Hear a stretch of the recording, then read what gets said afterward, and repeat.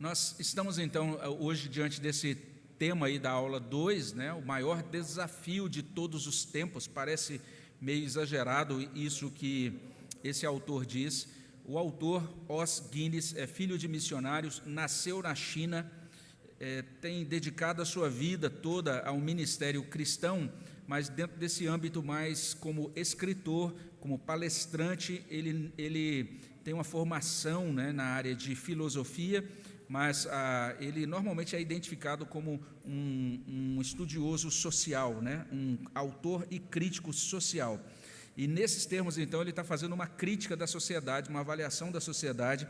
A gente teve a oportunidade de apresentar na aula passada o modo como ele entende que a cultura ocidental, a alma da cultura ocidental, depende daquilo que é trazido, é constituído pelo judaísmo e pelo cristianismo. E ele entende que a gente está vivendo um momento da história em que essa alma da cultura, ou seja, esses valores e essas crenças do judaísmo e do cristianismo estão sendo deixados de lado. A gente apresentou algumas questões que ele aponta como problemáticas aí da cultura contemporânea, e agora ele vai começar a entrar em detalhes, ele vai detalhar essas questões a partir desse capítulo 2. Então, no capítulo 2, vou pedir para passar para o próximo slide. A gente começa destacando esse texto de João, capítulo 20, de 24 até 29. Na aula passada, a gente chamou a atenção para o livro de Gênesis, para a Torre de Babel. Aquilo que foi mencionado sobre a Torre de Babel na aula passada vai continuar sendo afirmado em todos os capítulos, praticamente. A gente vai ver que aqui tem uma certa relação, mas esse texto de João, capítulo 20, ele é muito interessante. Ele trata, né, daquele momento depois da ressurreição. Os discípulos dizem que viram o Senhor, mas Tomé duvida. Ele não estava presente ali no momento em que o Senhor apareceu para os demais, e ele duvida. O texto diz assim: ora, Tomé, um dos 12, chamado Dídimo, não estava com eles quando veio Jesus. Disseram-lhe então os outros discípulos: vimos o Senhor. Mas ele respondeu: se eu não vir nas suas mãos o sinal dos cravos, e ali não puser o dedo, e não puser a mão no seu lado, de modo algum acreditarei. Passados 8 dias, estavam outra vez ali reunidos os seus discípulos e Tomé com eles. Estando as pessoas trancadas, veio Jesus, pôs-se no meio e disse-lhes: paz seja convosco. E logo disse a Tomé: põe aqui o dedo e vê as minhas mãos. Chega também a mão, põe-na no meu lado.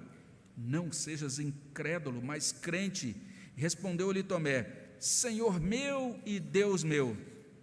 Disse-lhe Jesus: porque me viste e creste, bem-aventurados os que não viram e creram. E eu quero destacar aqui especialmente o que consta no verso 28, essa declaração de Tomé: Senhor meu e Deus meu. E essa declaração que consta aí, que sai da boca de Tomé, ela se estabelece, ela na verdade pode ser considerada como uma declaração central do cristianismo. Jesus Cristo é Senhor, Jesus Cristo é Deus. Então, essa é uma declaração importantíssima, a declaração sobre o senhorio de Cristo, mas essa declaração está sendo contestada, por isso que é chamado de modernidade. Vou pedir para passar aí para o próximo slide, e vocês vão perceber que o que aparece aí são algumas imagens que, de certa forma, nos ajudam aí a olhar para elementos ou resultados, vamos dizer assim, da modernidade. Vou pedir para passar para o próximo slide aí, por gentileza. Isso aí, essas imagens, obrigado. Quando a gente pensa em modernidade, então a gente precisa entender o que é isso, não é? Modernidade não é a mesma coisa que modernismo. As duas coisas são diferentes, tá certo? Toda palavra que termina com ismo está falando sobre ideias. E, nesse caso, modernismo está falando de uma filosofia. Então, modernismo é uma filosofia. As duas coisas têm relação. Modernismo tem relação com a modernidade, né? Mas modernismo é literalmente isso, é um desenvolvimento mais filosófico. É algo que é muito trabalhado, por exemplo, pela chamada elite cultural. É algo que é debatido em cursos de filosofia, em cursos de teologia, e tem a ver com uma determinada proposta, né, de autonomia. a ideia de que o homem agora chegou em um estágio do seu desenvolvimento e, graças a esse estágio, que agora é mais definido pela razão, coordenado pelo uso da razão, ele agora pode dar passos autônomos, ele pode declarar a sua independência, ele não precisa mais da religião. A religião é como se fosse uma espécie assim de muleta. O homem esteve, de certa forma, apoiado nisso, mas agora o homem tem capacidade, graças ao bom uso da razão, de desenvolver a sua vida, de caminhar nesse mundo. Existem várias ideias ligadas aí, você vai ver que isso tem a ver, por exemplo, com materialismo, isso tem a ver com secularização, com secularismo, mas a modernidade é, de certa maneira, um fruto disso, mas ela é muito mais. Modernidade tem a ver com as coisas que existem, com a realidade que existe de fato, não é? É o resultado das ações do homem, dos empreendimentos humanos, e que produzem esse estado de coisas, que produzem o mundo como nós o conhecemos. Nós temos resultados ou consequências dessa modernidade que podem ser sentidas não apenas aqui dentro do nosso planeta, mas inclusive fora do nosso planeta hoje, né? Você tem satélites, você tem dispositivos aí que estão no espaço, né? E tudo isso como fruto da modernidade. Se você tomou vacinas quando era pequeno e foi protegido de determinadas doenças, né? Então a modernidade propiciou tudo isso, não é? Avanço científico, desenvolvimento científico. Se você hoje vai para São Paulo e você não vai a pé nem de charrete, mas você vai de ônibus ou de carro ou de avião, isso é modernidade, é uma consequência da modernidade. Se a gente tem essa migração de pessoas agora das cidades menores para cidades maiores, as cidades maiores se tornam agora, vão assumir esse perfil que a gente chama de perfil mais cosmopolita, se tornando mais complexas, né? A gente tem uma estrutura diferente de arquitetura, a gente tem uma estrutura diferente de trânsito, a gente tem um acesso, por exemplo, a bens de consumo que são diferenciados, né? Você não tem mais apenas a venda da esquina, mas você tem esses modernos shoppings, esses locais que você visita, para você, então, ali você encontra várias opções do que comprar. Isso também é resultado da modernidade. Então, a modernidade, de certa forma, ela pode ser vista por esses dois ângulos, de uma maneira muito positiva, como um resultado do mandato cultural. Ou seja, Deus deu ao homem a capacidade de empreender, de desenvolver tecnologias, de criar cultura, de estabelecer, e quando a gente pensa em tecnologia, a gente está pensando nisso, essa capacidade de produzir artefatos, né? Produzir desde instrumentos muito simples, como um facão ou uma enxada, até mesmo dispositivos eletrônicos ou naves espaciais ou coisas semelhantes assim. Então, de certa forma, nós estamos imersos, imergidos, né, mergulhados, cercados por modernidade. A gente está falando de modernidade mais ou menos como um peixinho falaria sobre água, por exemplo. O peixe está dentro disso, ele não tem como ser totalmente separado de todas essas coisas trazidas pela modernidade, tá? Então, nesse sentido, cidades, aviões, usinas nucleares, negócios, escritórios, carros, TVs, computadores, tudo isso tem a ver com modernidade, são coisas, tem a ver com uma realidade muito palpável, não apenas uma discussão filosófica, entende? Mas todas essas coisas que de fato nos cercam. E é por causa da modernidade, por exemplo, que a gente está podendo transmitir o nosso culto hoje. Você está acessando aí por meio de dispositivos, a gente está usando a tecnologia de rede, enfim, tudo isso tem a ver com isso, com aquilo que a gente chama de modernidade. O próximo slide, ele pode ser um pouquinho enganoso, e ali para mim ficou tudo, não apareceu a imagem atrás, que pena, hein? Mas parece que, assim, os que estão vendo em casa estão vendo o slide com a imagem, infelizmente ela se perdeu ali no PDF, que pena. Mas o que acontece? Ele pode ser um pouco enganoso porque tem aí as palavras antes e agora, e a gente pode ter uma ideia errada. Depois que eu fiz o slide, falei, puxa, não ficou muito claro isso, né? Então está aí, antes, pós-modernidade, agora, modernidade avançada. E alguém pode entender, puxa, o que é isso? Significa que antes aconteceu pós-modernidade e agora está acontecendo modernidade? Não é isso, deixa eu explicar melhor esse slide aí.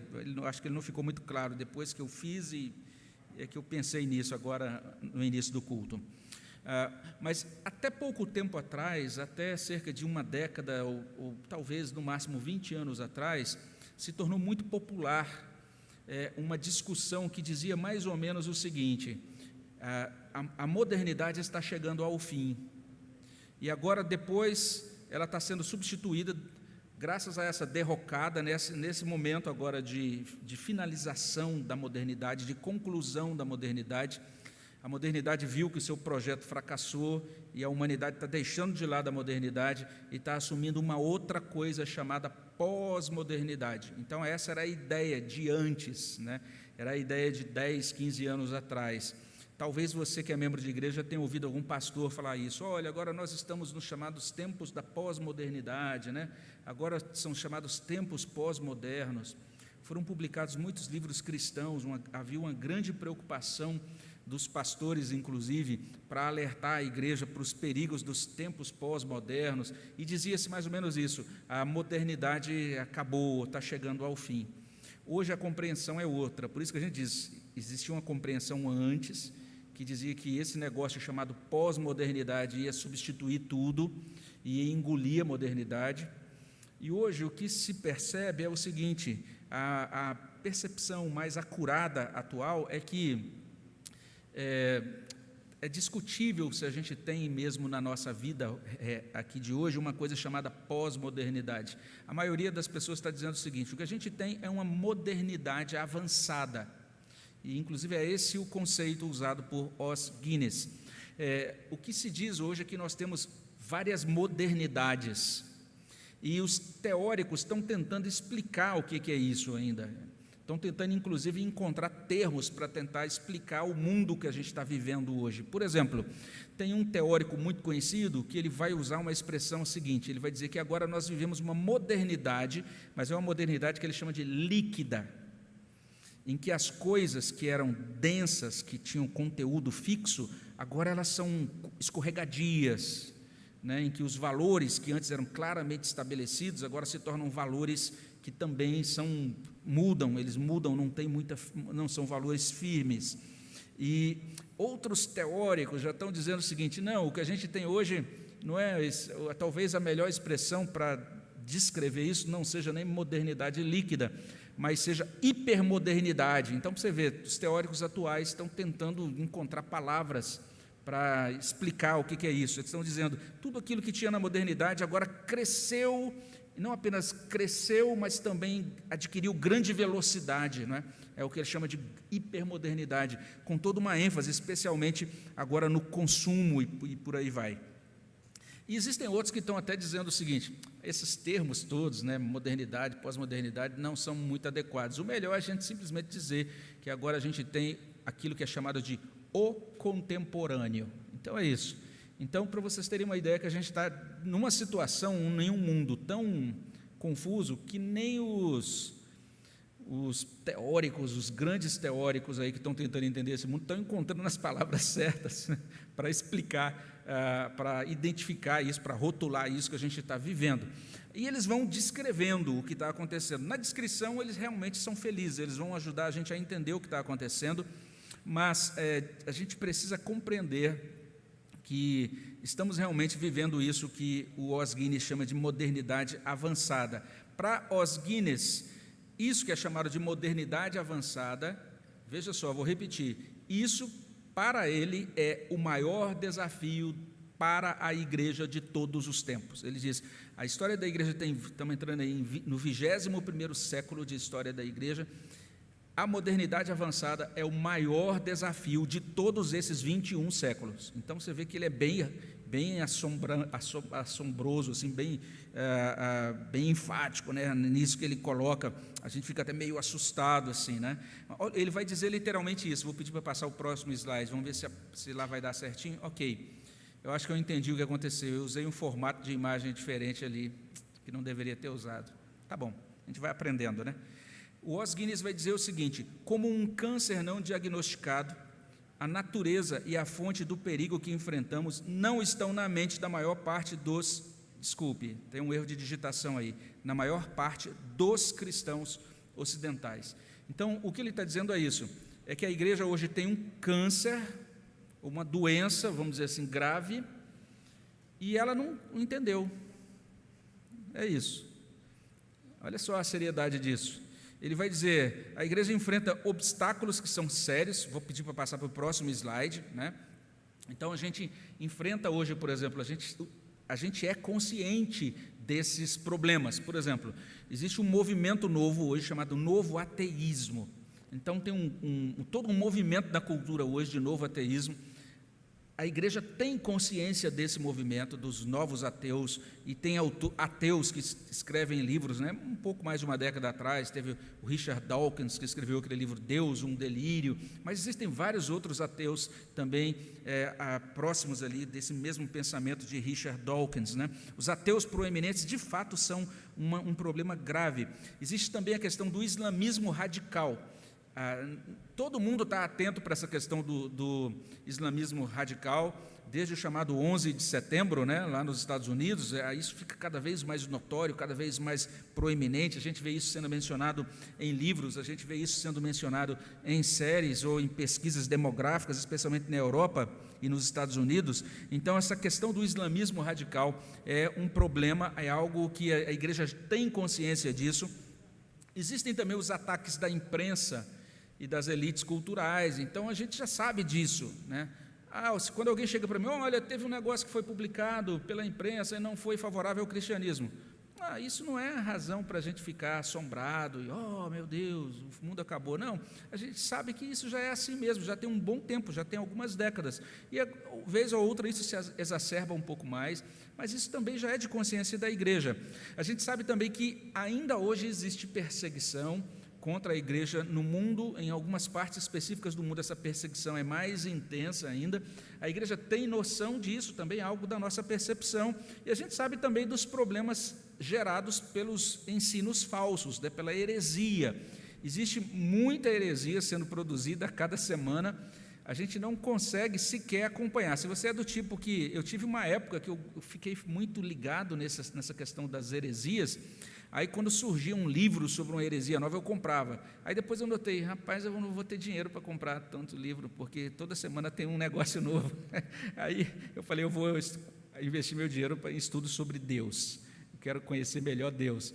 Aquilo que é as doutrinas contrárias a Deus, deixa para lá, que não dava para acompanhar mais, não é?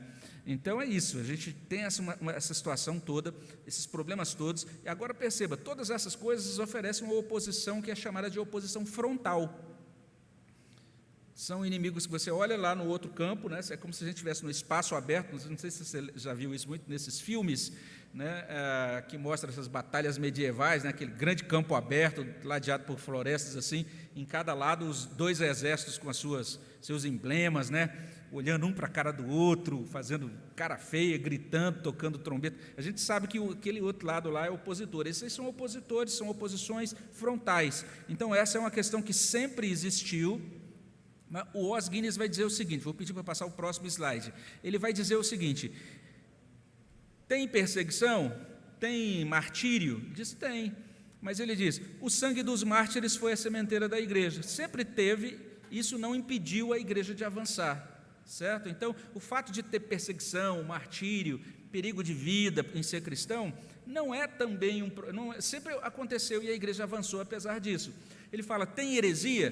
Tem, mas ele diz, ao longo da história da igreja, as heresias ajudaram a igreja a produzir a ortodoxia, ou seja, surgiu alguém ensinando lá, dizendo que Jesus não era Deus, aí os crentes tiveram que se reunir, estudar o assunto, e aí produziram, por exemplo, documentos doutrinários que a gente usa até hoje, o credo apostólico, o credo niceno, são documentos doutrinários, a confissão de fé de Westminster, os chamados documentos dos sínodos de Dort, os catecismos reformados, né, como o de Heidelberg, o catecismo belga, foram as próprias institutas de Calvino, né, esses escritos todos, documentos todos, foram resposta a heresias. Então, olha só, Deus é tão maravilhoso que aparece um indivíduo meio doido ensinando uma heresia, e isso contribui para que agora a gente organize melhor a nossa fé para dar uma resposta àquilo, e as próximas gerações são beneficiadas em ter teologias sistemáticas, ou confissões, ou credos, ou documentos, então com o estabelecimento da ortodoxia da igreja. Ou seja, as heresias não mataram a igreja ao longo desses 21 séculos, não é? Mas o que ele diz é, quando a gente pensa nesse avançado mundo moderno, ele diz, até agora não apareceu uma resposta heróica semelhante por parte da igreja. A igreja não conseguiu oferecer uma resposta, e ele não está falando de uma resposta no campo das ideias apenas, ele está falando de uma resposta heróica. Vamos entender isso ao longo do livro, não é? Então, pedir para passar para o próximo slide, ele vai dizer, olha só como é perigosa essa modernidade avançada. Ela não é um inimigo frontal, ela não está lá no outro campo, olhando para você, com o rosto enfurecido, dizendo, vou matar você, não é isso. Enquanto você está aqui olhando para os outros inimigos, né, para o islamismo radical, ou para os hereges, a modernidade está aqui, junto de você. E às vezes a modernidade está dentro de você. Ele diz, por isso que é o grande perigo. Vamos tentar entender isso. Ele vai dizer o seguinte, quando a gente pensa nos novos ateus, ou nas ideologias hostis, os novos ateus, eles têm uma oposição pública, frontal. Nós somos contrários ao cristianismo. Ponto. Aí alguém vê lá na câmera, um deputado que se levanta, eu sou contra os cristãos. Fala, esse indivíduo é o próprio Satanás encarnado, a gente acha que é o maior problema do mundo. Mas acontece que a modernidade avançada é pior, porque ela não é frontal, ela é uma oposição velada, sutil, indireta, ela está escondidinha aqui. É como literalmente um verme, ou um vírus, ou uma bactéria dentro do seu corpo. Ela está lá e ela vai produzir uma consequência. Por exemplo, os novos ateus, ou as ideologias hostis, elas dizem assim, a fé aqui não é permitida. Eles são frontais, eles estão proibindo, estão combatendo claramente a fé. A modernidade avançada, ela vai sugerir para você simplesmente o seguinte, a fé aqui não é necessária. Você pode fazer isso sem a fé. Entende a diferença? Isso é muito sutil e é muito mortal. Nos opositores que são diretos do cristianismo, eles vão buscar a proibição da fé. E tem muita gente com medo disso. Está vendo, estamos chegando no momento da cultura que a fé vai ser proibida. Esse não é o maior perigo. O cristianismo cresceu quando ele era proibido nos primeiros 3 séculos. Ele era perseguido pelo Império Romano. O grande problema da modernidade avançada é que ela vai dizer que a fé agora ela pode ser esvaziada. Ela não promove a proibição da fé. O que ela promove é o esvaziamento da fé. Lá, na oposição frontal, eles vão dizer, a fé é perigosa. Mas na modernidade avançada, eles vão dizer, a fé é irrelevante. Ou seja, a fé não faz diferença. Você pode passar por isso, ou resolver isso, sendo cristão ou não. Você consegue fazer isso sem Deus, sem uma fé. Entende? Essa é a grande diferença. O próximo slide traz essa palavra do Os Guinness sobre isso. Ele vai dizer o seguinte, isso que ele chama nesse livro de modernidade avançada, nada mais é do que o mundo. Só que é o mundo numa forma moderna. E essa forma moderna é a mais poderosa, é a mais comum e é a mais opressiva de todas. Então, veja só, ele crê que esse é o grande inimigo da igreja hoje. E daí ele vai falar de 3 tendências prejudiciais. Vou pedir para passar para o próximo slide.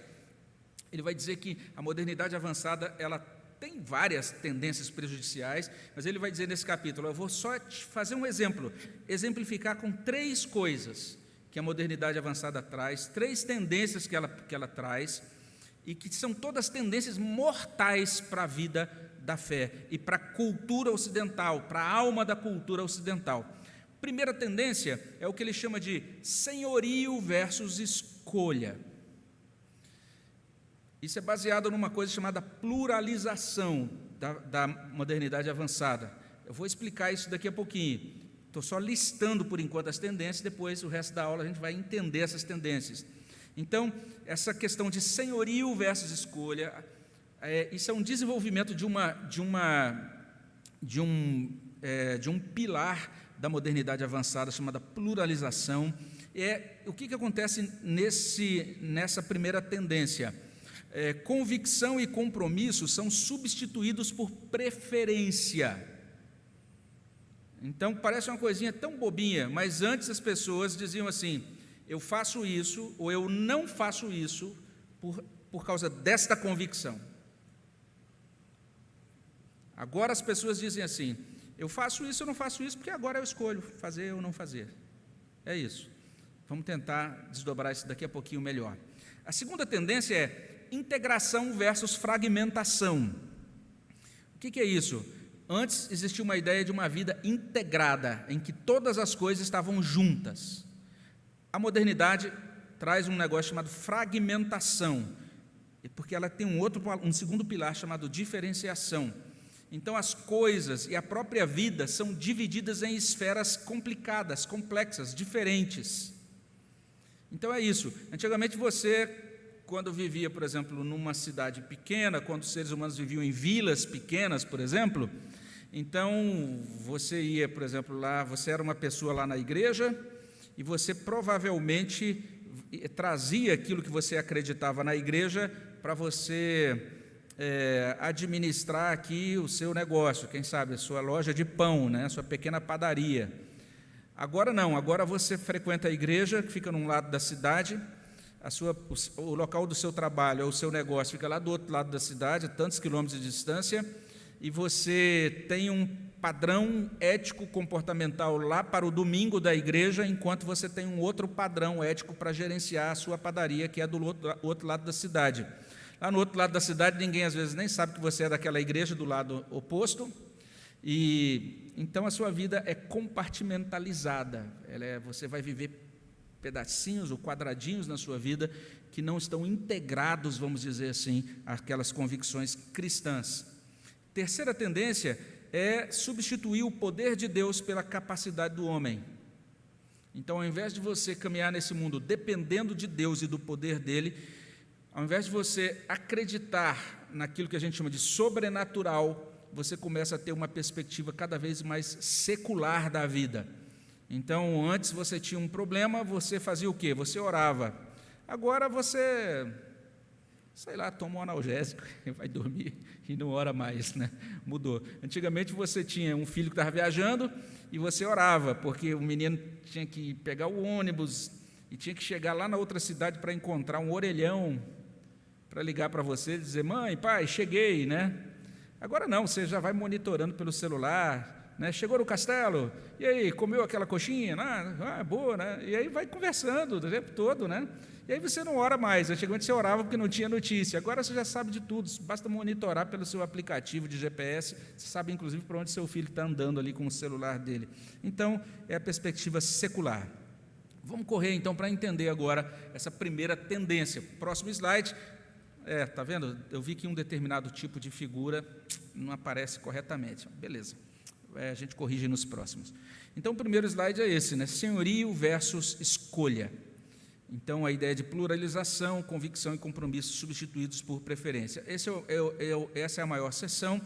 O próximo slide, com certeza, a imagem não vai aparecer bem também, só para quem está aqui, mas aqui para o nosso PDF aqui não ficou legal, não.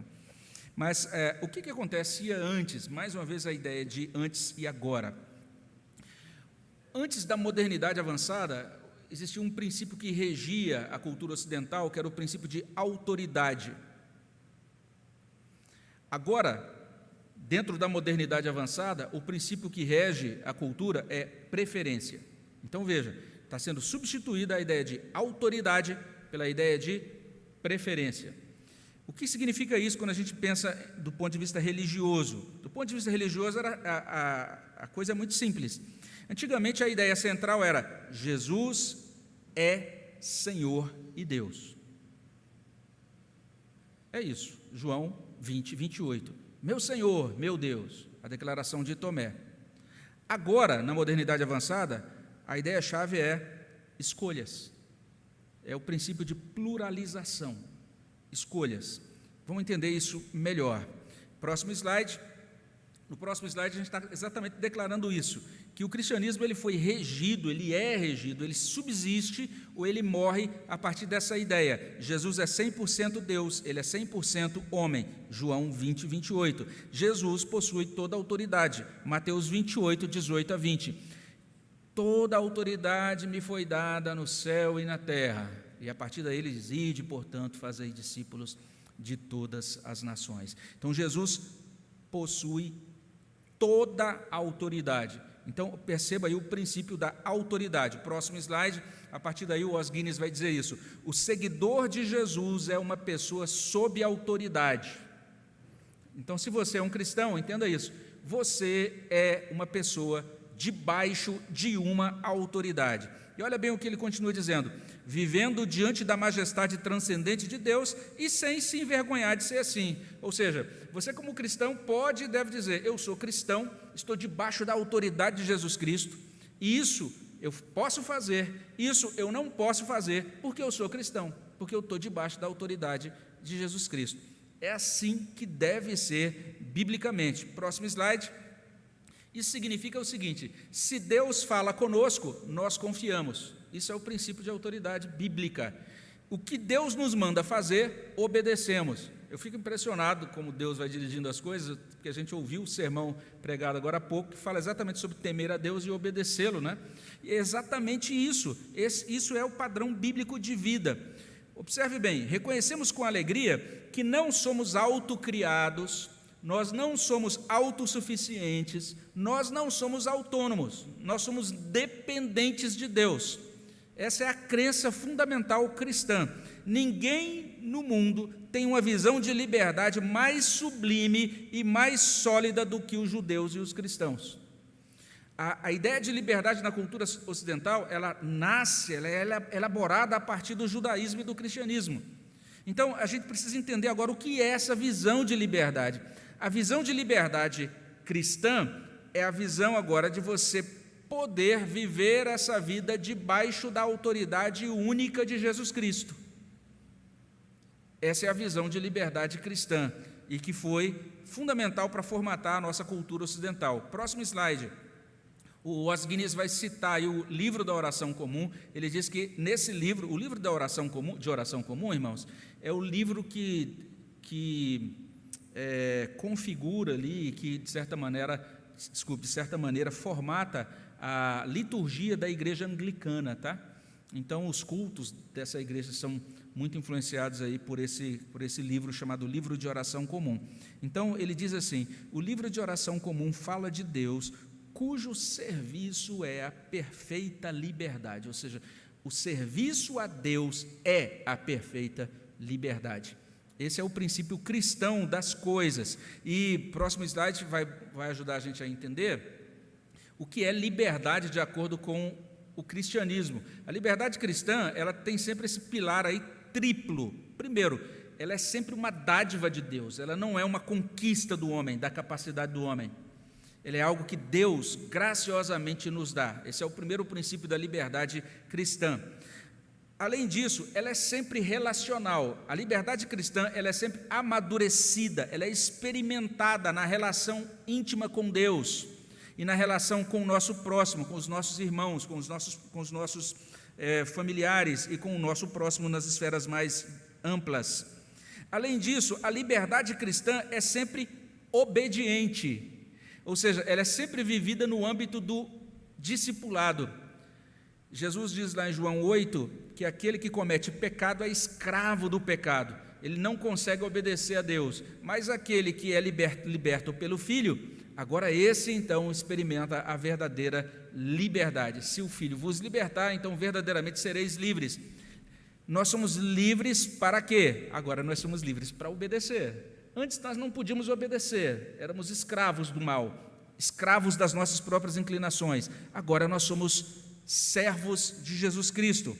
Então, a liberdade cristã não é liberdade libertária, não é liberdade para a gente fazer tudo o que a gente quiser fazer, é a liberdade para a gente viver nesse mundo conforme a vontade de Deus. A gente é livre agora para viver seguindo a Deus. Então, observe aí, uma liberdade dentro da forma da verdade do modo de vida divino. É a expressão usada pelo Os Guinness. E ele prossegue, vou pedir para passar o próximo slide. Ele vai dizer assim: a fé cristã é constituída pela autoridade de Jesus.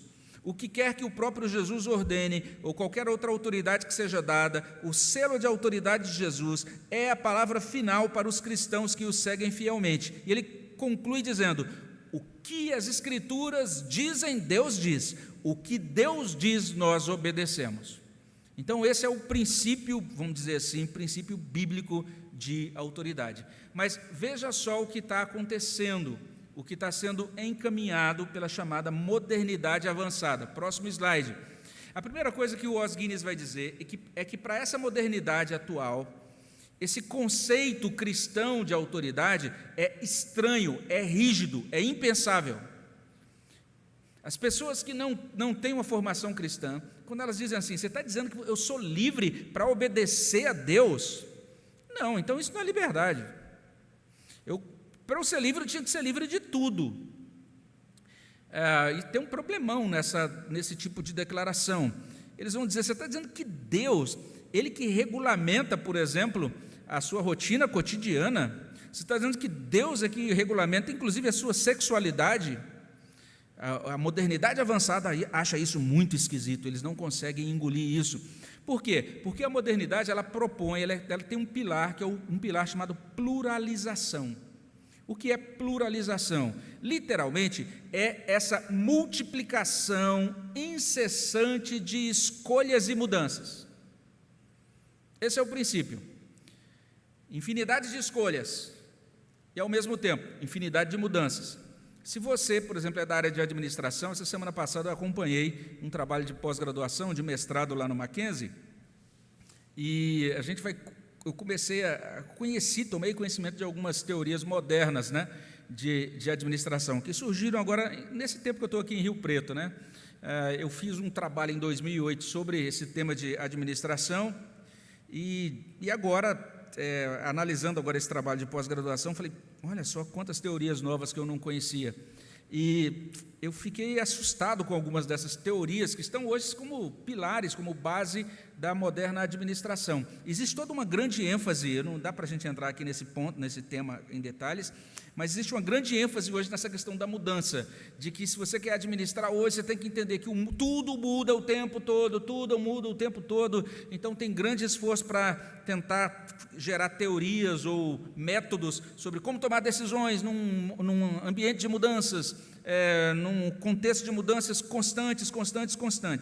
Além disso, você tem o teu negócio e você precisa entender que tudo muda o tempo todo, então você tem que ser um líder ágil que consegue adaptar-se a essas mudanças que acontecem o tempo todo, mas além disso, você precisa entender que tem que ser assim, porque senão você perde o seu cliente.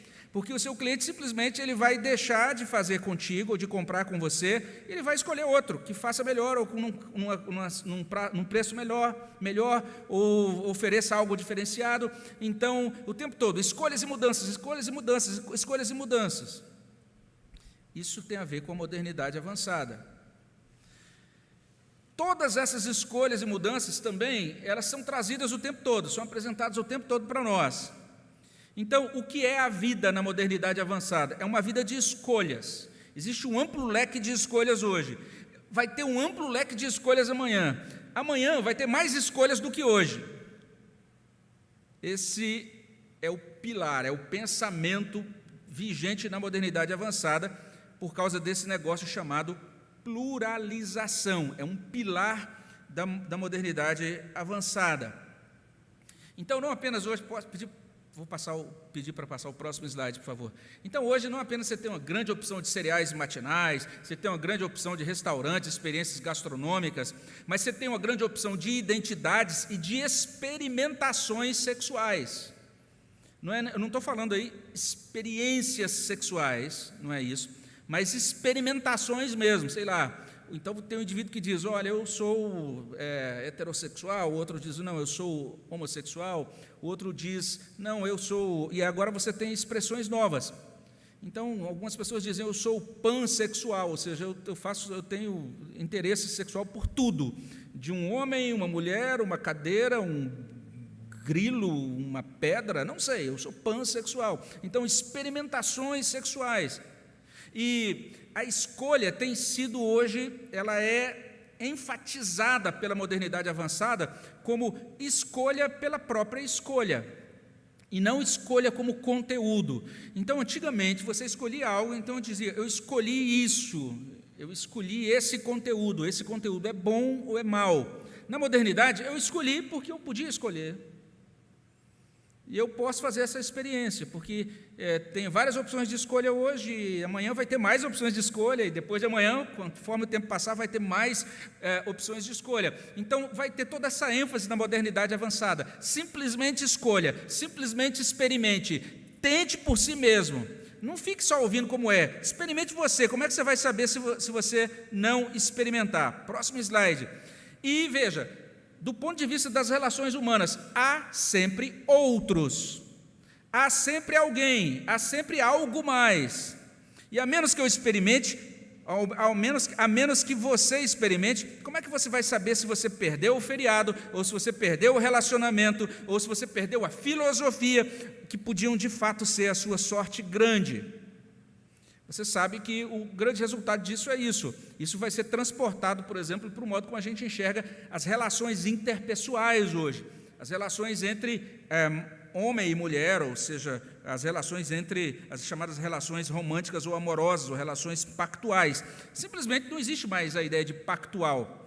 Nietzsche já dizia, lá quando ele começou a alimentar essa filosofia que de certa maneira está presente no modernismo e na modernidade naquele momento, ele dizia isso: o amor por um único ser é uma barbárie.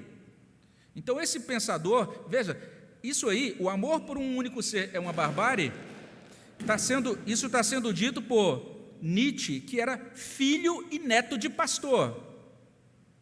E a partir daí, a gente percebe isso de maneira bastante clara nos padrões atuais da modernidade avançada. Vou pedir para passar para o próximo slide. O Os Guinness vai mostrar como isso afeta a nossa relação com Deus. Então, existe toda essa ênfase hoje de que a gente tem que ter uma mente aberta e o verdadeiro livre pensador. Veja só como mudou, gente. Porque se a gente para pensar, João Calvino foi um humanista. Ele foi um grande pensador.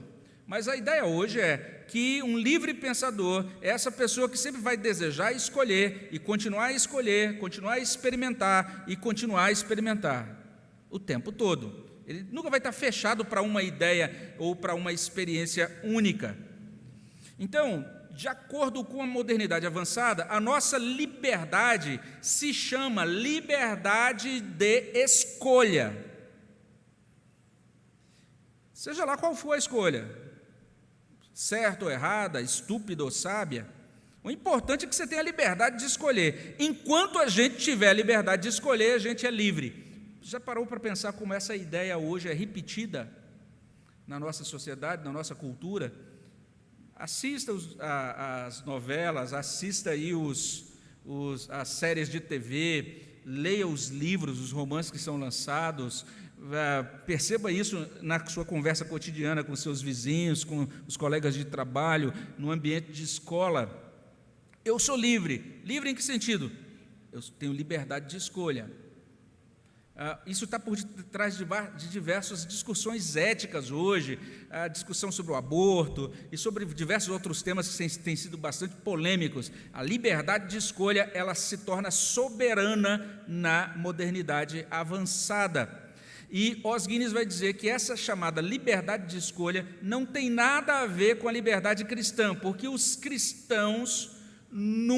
cristianismo nunca enfatizou liberdade de escolha. O que o cristianismo sempre enfatizou foi liberdade de consciência. Liberdade de consciência é diferente de liberdade de escolha. Na liberdade de escolha, a pessoa diz assim: eu sou livre para escolher o que eu quiser. Na liberdade de consciência, eu sou livre para fazer aquilo que é certo, para agir de acordo com a minha consciência orientada pela palavra de Deus. Entende a diferença?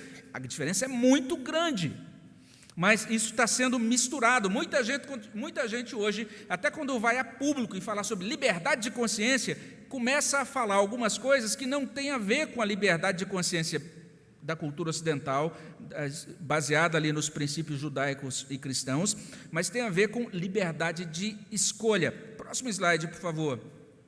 A consequência é isso aí, veja só o que diz Os Guinness: o efeito líquido dessa concentração na escolha está no cerne da nossa consciência consumista moderna.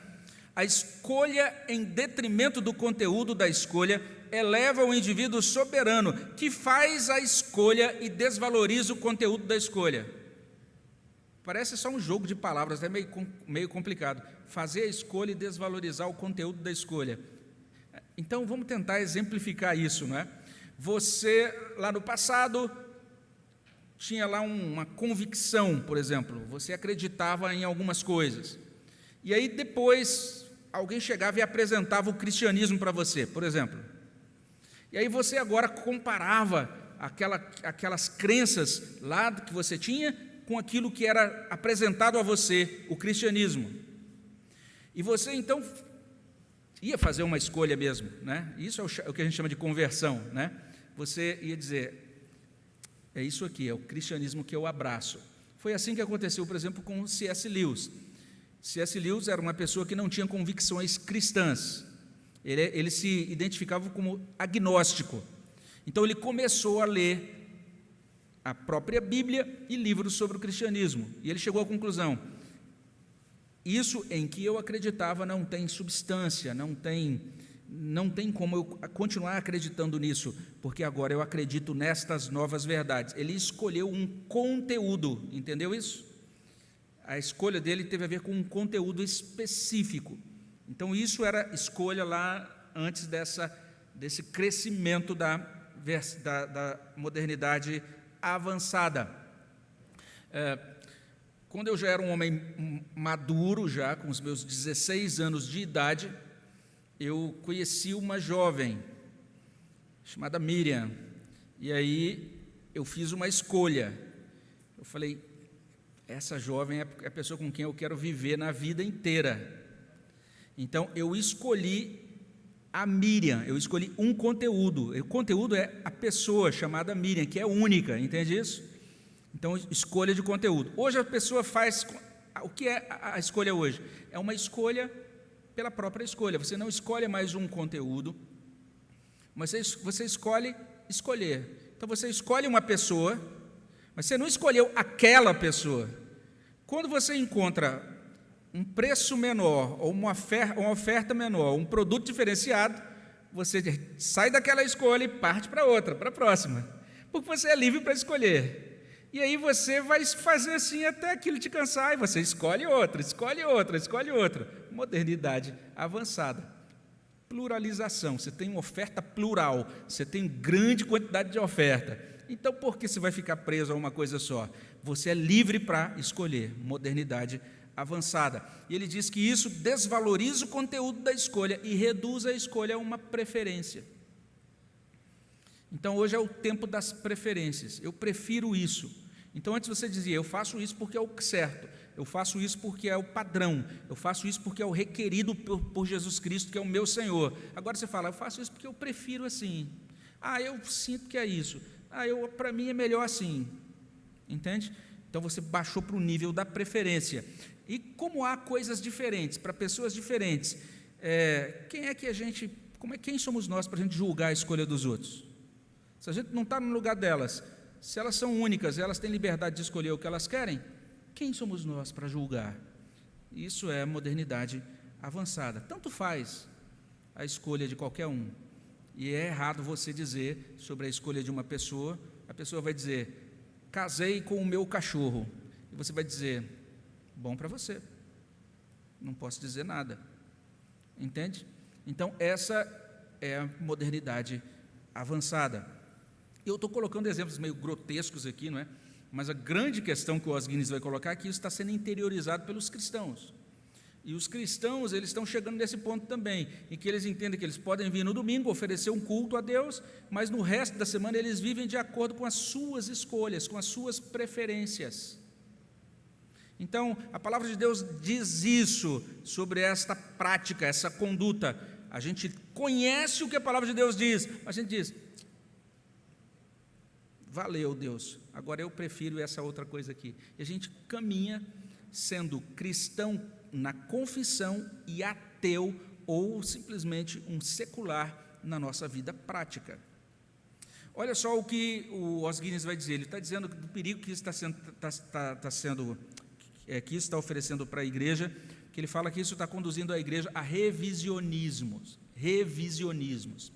A palavra revisionismo é uma palavra importante, porque ela está sendo proposta já dentro daquilo que até agora estava sendo chamado de pós-modernismo, mas que a gente está vendo que faz parte simplesmente de uma reconfiguração ou de adaptação de ideias da modernidade, especialmente a partir da ideia de pluralização, não é? Mas os revisionismos o movimento revisionista é um movimento que está buscando revisar todas as coisas. Todas as coisas. Por exemplo, eles dizem assim: a história dos escravos do Brasil, aquilo que você aprendeu, não confia nisso não, gente, porque foi escrito pelos brancos que foram os vencedores e tal. Então a gente tem que revisar essa história, tem que ter uma nova história escrita por negros. Só pode ser digna de confiança uma história sobre escravidão se for escrita por quem passou pela escravidão. Ou então vão dizer: olha, essa ideia, por exemplo, sobre as mulheres, não só pode ser digna de confiança se for revista essa história e escrita por uma mulher, porque são as mulheres que podem escrever sobre mulheres, não é? Então está havendo uma revisão, está havendo um revisionismo chamado revisionismo histórico, que está afetando todas as áreas, especialmente as instituições de ensino no mundo todo. Isso está acontecendo no mundo todo, mas está havendo um revisionismo bíblico. Então já tem, por exemplo, pessoas sugerindo o seguinte: a Bíblia é um livro em que você percebe os pronomes, as referências a Deus. Deus não é homem, não é nem mulher. Mas os pronomes, por que os pronomes com referência a Deus são apenas masculinos? Porque ele é chamado de o Senhor e não a senhora? Porque ele é chamado de ele e não ela? Então já existem hoje versões bíblicas revisionadas de acordo com esse vocabulário, para eliminar toda a masculinidade do ser de Deus, porque dizem que isso é um padrão patriarcal, machista, etc, etc, etc. Existe o movimento mais radical disso, ou talvez o mais batido e mais conhecido, que é o chamado liberalismo teológico, que fez uma espécie de revisão, ou na verdade partiu a Bíblia em pedaços, dizendo que algumas partes eram confiáveis, outras não, e aí vários movimentos de crítica basicamente pulverizaram a autoridade das Escrituras.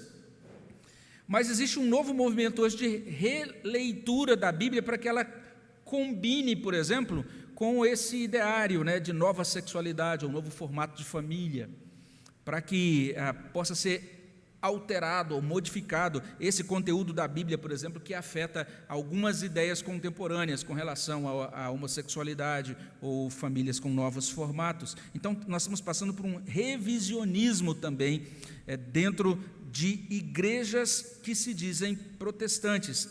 E o que ele diz é isso: nós estamos vivendo uma grave crise de autoridade dentro da igreja e uma avalanche de posições e interpretações que, em qualquer produção mais clara de pensamentos, seriam francamente vistas como a rejeição da autoridade de Jesus e das Escrituras. Estão fazendo modificações de tal maneira que a autoridade de Jesus, a autoridade das Escrituras, está sendo deixada de lado, está sendo desconsiderada.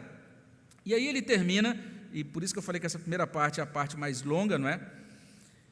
Chamando a nossa atenção para aquilo que ele já colocou lá atrás, na introdução e no primeiro capítulo do seu livro. Ele disse lá: nós somos o povo que tem o público de um só. Não sei se vocês lembram disso. Ou seja, nós, enquanto vivemos nesse mundo, temos que entender que o único público que nos interessa agradar é Deus. Ele é o único a quem nos interessa agradar. E ele diz, o público, ou seja, a maioria das pessoas, a ideia que é mais popular no mundo hoje, isso não é soberano para nós. Deus é o único soberano. Jesus Cristo é Senhor e Deus. A nossa devoção, o nosso temor prioritário tem que ser a Deus. E ele até cita um texto que a gente mencionou essa semana no nosso café com o pastor, não é?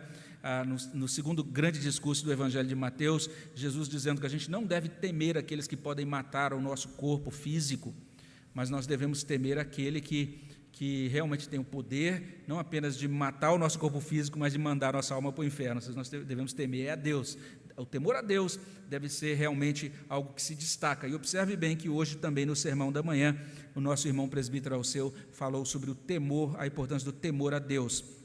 Ele cita o texto de Lucas 17:32, onde Jesus diz, lembrai-vos da mulher de Ló, e ele complementa dizendo, vale a pena lembrar não apenas da mulher de Ló, porque ela ficou apegada às coisas de Sodoma e voltou-se para trás e se tornou estátua de sal, mas vale a pena lembrar do próprio Ló, é o que diz Os Guinness. Ele diz, Ló foi um indivíduo muito abençoado por Deus, que se tornou uma piada em Sodoma. E ele cita o texto de Gênesis 19:19, quando Ló estava ali precisando acolher aqueles mensageiros de Deus, ninguém o levava a sério. Ele diz, é isso que acontece com a igreja se ela cede ao modernismo. Essa igreja que está abrindo mão do senhorio de Cristo, que está tentando adaptar as Escrituras, que está tentando se ajustar ao pensamento desse mundo e acolher esse pensamento como se fosse certo, essa igreja deixa de ter poder para testemunhar, deixa de ter autoridade profética e se torna uma piada diante do mundo. Se nós queremos ser uma igreja fiel, nós temos que resistir a esse movimento de pluralização, a essa ideia de que a vida é baseada em escolhas, que a gente pode escolher qualquer um que quiser. A gente tem que voltar, resgatar, relembrar o ensino da soberania de Cristo e assumir essa soberania. E daí agora a gente termina, eu quero ver se eu fecho rapidamente nos próximos slides. A tendência número 2, a gente não vai se estender sobre ela, porque ela volta lá nos próximos capítulos, essa tendência que ele chama de integração versus fragmentação, baseada num outro pilar, o pilar da diferenciação, ou seja, as coisas e a vida são divididas em esferas complexas e diferentes. Eu coloquei apenas uma figura aí no próximo slide. Então você tem a visão cristã, essa visão aí do quadrado único. Todas as coisas estão diante de Deus. Tudo o que realizamos tem que ser para a glória de Deus. Quer comais, quer bebais, ou façais qualquer outra coisa, fazei tudo para a glória de Deus. 1 Coríntios 10:31. Mas eu acho interessante ele citar aí um texto lá de Êxodo 10:26, quando Moisés estava ali para tirar o povo, estava naquela negociação, né, se o faraó ia liberar o povo todo para ir embora ou não. E aí chega um momento em que é proposto para Moisés o seguinte, leva só uma parte do povo, leva só uma parte dos animais, deixa o resto aqui, não é? E aí Moisés responde lá em Êxodo 10:26, ele diz assim, também os nossos rebanhos irão conosco, nenhuma unha ficará, porque deles havemos de tomar para servir ao Senhor nosso Deus. Achei legal isso, porque ele vai pegar o Os Guinness pega esse texto e diz, a gente não pode deixar nenhuma unha de fora da soberania de Deus, nenhuma unha pode ficar de fora, todos os pequenos detalhes, tudo o que somos, tudo o que temos é para o serviço de Deus.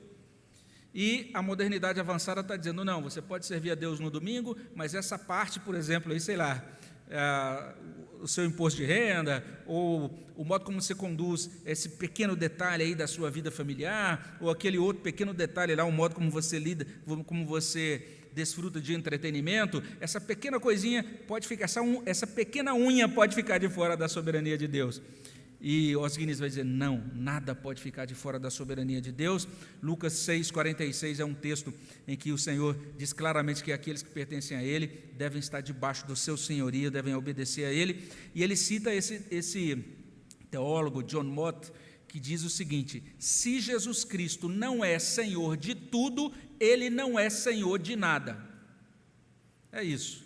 Então, nós precisamos resgatar a ideia do senhorio de Cristo sobre tudo. Terceira tendência, para a gente correr aqui, é a tendência do poder de Deus versus capacidade do homem. O sobrenatural é substituído pelo secular. Essa é uma parte que eu vou pedir para passar para o próximo slide. É uma parte que valeria a pena a gente ter um bom tempo, né? Daria uma aula só essa terceira parte aí, porque eu não concordo com ele em tudo o que ele diz, né, sobre o cessacionismo. Eu creio que ele... não vai dar tempo da gente entrar nesse detalhe, não é? É algo bem rico aí em termos de discussão, mas ele vai destacar algo que é muito real e que deveria chamar a nossa atenção. Colossenses 1, 15 e 16 diz que Cristo criou as coisas visíveis e invisíveis. E nós, como cristãos, precisamos entender que existem as coisas invisíveis, elas existem, elas são reais. Isso que a gente chama de mundo sobrenatural é real. O sobrenatural não é irreal, ele é apenas invisível em determinados momentos. Ele cita, por exemplo, 2 Reis 6, 17, aquele momento da história em que o profeta diz lá para o seu assistente, né, olha lá para os montes e veja lá a quantidade de carros com os seus cavaleiros que estão nos montes. Então, uma situação muito interessante da história, porque aquele menino não conseguia enxergar as coisas sobrenaturais. A palavra de Deus vai mostrar isso. Jesus, quando começa o seu ministério, a primeira palavra dele na sinagoga de Nazaré é: o Espírito de Deus está sobre mim, e ele me ungiu para realizar, então, esse ministério. Então, a obra de Cristo foi realizada no poder e na dependência do Espírito Santo de Deus. A obra de Cristo consolidou, demonstrou para esse mundo sinais, maravilhas. Atos 1:8 deixa bastante claro que os cristãos só poderiam prosseguir para serem testemunhas depois que eles recebessem poder. E o restante da caminhada da igreja em Atos demonstra isso. É a partir de Atos 2 que essa igreja, passando pelo Pentecostes, agora começa a ser testemunha de Deus. E ele vai dizer isso: o visível e o invisível são reais, o cristão pode depender de ambos enquanto vive a vida de fé na realidade plena da ordem criada de Deus. E ele vai chamar a atenção para isso, que muitos cristãos hoje, cristãos da Reforma, cristãos ortodoxos, simplesmente não creem no sobrenatural. Eles começam a fazer, inclusive dentro da igreja, as coisas da igreja baseados nas suas próprias capacidades. Hoje tem muita gente que acha que pode plantar a igreja simplesmente usando determinadas metodologias ou utilizando uma boa estratégia de mídia, fazer a igreja crescer utilizando uma determinada estratégia de mídia social, um bom plano de marketing, e a gente vai caminhando confiando em nós mesmos, confiando na capacidade humana, na inteligência humana, nos títulos humanos, na formação humana, no poder humano. Isso é secularização. É deixar de depender de Deus, é deixar de entender que existe um Deus todo-poderoso. A gente vê isso claramente estabelecido nas reuniões de oração. Você vai ter muita gente interessada, por exemplo, hoje, a combater a modernidade no campo das ideias, entendeu? Para fazer frente à modernidade, à cultura atual. Então vou aprender tudo sobre determinado teólogo, sobre determinada linha filosófica cristã, e é a partir daí que eu luto no âmbito das ideias. O estudo da semana que vem vai dizer que existe uma guerra espiritual em andamento, existe um mundo sobrenatural. A gente precisa entender isso, senão a igreja começa a funcionar de maneira secularista e não de maneira cristã. Só terminando, tem 1 minuto para fechar. Próximo slide. Ele fala sobre confiança no Evangelho, foco no discipulado e mais que ideias. Próximo slide, só para a gente correr. Ele vai dizer que a gente precisa reconhecer a modernidade e resistir à modernidade. A igreja não deve se deixar influenciar por esses aspectos da modernidade que comprometem a integridade da sua caminhada cristã nesse mundo. Ele não está falando só de debate de ideias, mas a caminhada prática, a nossa obediência a Deus nesse mundo. Nós temos que obedecer a Deus nesse mundo, entendendo que Cristo é Senhor. Próximo slide. Ele vai falar que existe um grande desafio para o discipulado hoje, porque nós vivemos na época do evangelismo fácil e do discipulado difícil. Por quê? É uma época de escolhas. Todo mundo diz: eu escolho. Então, muita gente hoje simplesmente escolhe ser cristão. Escolhe se tornar membro de uma igreja. E ele vai dizer: isso é fácil, o discipulado que é difícil. Um caminho longo de obediência na mesma direção, uma vida de pacto, uma vida de obediência e de vínculo de longo prazo, isso é que é difícil hoje. a igreja não pode deixar de lado o chamado ao discipulado, e a gente foi abençoado na mensagem da manhã, que foi um chamado ao discipulado. E ele termina dizendo isso. Isso sobre o que ele está falando é mais do que um discurso de ideias. Ele está dizendo, não estou trazendo uma apresentação apenas filosófica. Ele diz, a alma da cultura ocidental está em jogo. Essas três tendências são apenas ele mesmo diz isso no final, são apenas um pequeno exemplo daquilo que é trazido pela modernidade avançada. A modernidade avançada tem corroído por dentro a fé cristã da atualidade, não é? E ele vai dizer então isso, que o desafio da modernidade é uma tarefa para nossos tempos que não pode e nem deve ser ignorada. Então a gente termina aqui, avançando ainda 2 minutos, fazendo aproveitei ali do tempo que a gente teve a mais na frente também.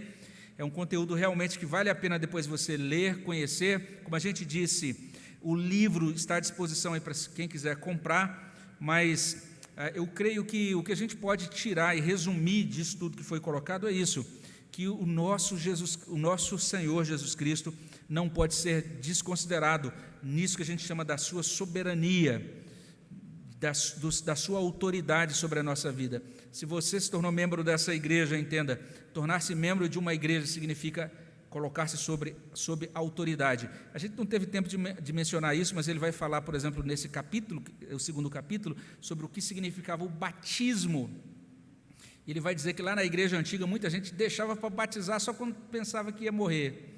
Eles, vai batizar? Não, espera um pouco ainda. Aí quando eu chegava lá, notava que ia bater as botas, aí chamava o pastor, falava, agora eu estou pronto, né?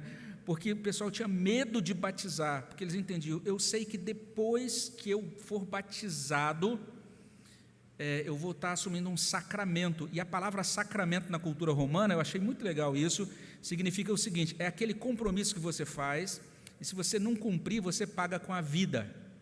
Esse é o significado de sacramento. E ele vai dizer, então as pessoas diziam, opa, se ser batizado significa isso, eu ainda não estou pronto para esse compromisso tão sério, ainda vou esperar um pouco. Parecia esquisito isso lá, né, naquele primeiro século, no 2º século da igreja, mas deve parecer muito mais esquisito hoje, pessoas que vêm à frente, são batizadas, fazem compromisso na profissão de fé e depois vivem as suas semanas, as suas vidas de acordo com as suas próprias preferências e não de acordo com a autoridade de Jesus Cristo. Que Deus nos livre de vivermos segundo as nossas preferências e que Deus nos dê a graça de vivermos segundo a autoridade de Cristo. Amém? Vamos terminar com oração? Abençoa, Senhor Deus, nossas vidas, abençoa o restante desse domingo. Nós agradecemos muito a Deus pela manhã de culto, pela palavra que ouvimos no início e também por esse estudo. Pedimos que Teu Espírito Santo aplique as verdades da Tua palavra e traga para os nossos corações esses desafios tão grandes e nos ajude a responder, ó Deus, a esses tempos modernos com uma obediência incondicional à Tua palavra. É o que nós pedimos no nome de Jesus. Amém, Senhor. Um bom restante de domingo para todos.